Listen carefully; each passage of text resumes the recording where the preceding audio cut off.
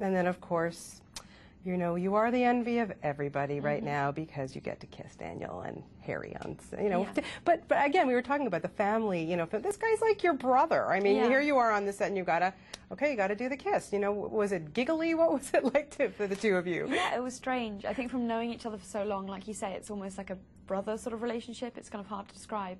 But I think from reading, you know, in the first moment when I read the book and sort of found out that's what happened, and then reading the script and seeing how sort of Steve Kloves had written it, it was really exciting to sort of, you know, have a very different side to Harry Potter. I think we've seen so many sort of massive sort of scenes with hundreds of people in the Great Hall, and then suddenly to have just the two of us in a scene is such a kind of big contrast, and it's quite, you know, suddenly having to sort of look at someone you've known for so long, like this close, in a completely different way. It's quite difficult, and it's quite weird watching it, I think, on screen. Yeah, but it was beautiful. It was a nice scene, very, very nice scene. Okay, so I understand you have some tricks that you've learned over the years about shooting scenes for Harry Potter, especially the big, long banquet scenes. What's your secret for getting through those?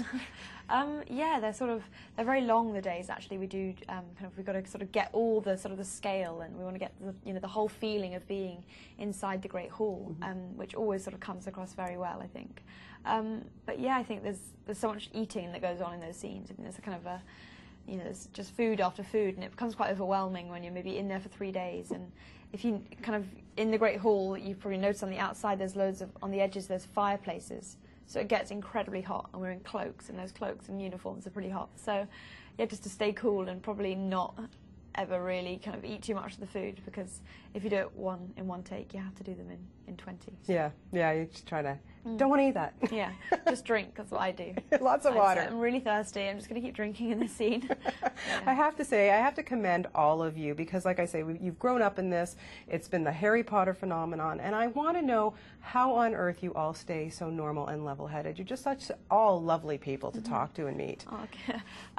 I think we all started so young, and we didn't really know a lot about the film industry, or sort of this idea that so many people have become obsessed with now. I think in the media this is the idea of sort of fame and sort of being sort of at the forefront of everything. But all of us sort of started at quite, you know, a small sort of state, and we've kind of grown within this film. We're such a tightly kind of knit sort of group, and there's such an amazing network of people around us that support us, like the producers and all the crew and sort of all the publicity that sort of deal with this movie. So I think it's probably kind of hats off to them really, who've really sort of helped us through this journey, and we've all been together in it. We've all had, it's never been a lonely experience for all of us. There's always kind of, you know, us to keep us going through the days and sort of chat to one another and make it a light-hearted sort of fun experience. In it together.